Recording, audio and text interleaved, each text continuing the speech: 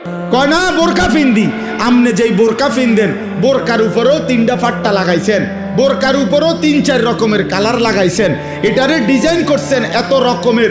উদ্দেশ্য একটাই, যেমনে হোক বেড়ই তো আমার দিকে চাইতেই হইব।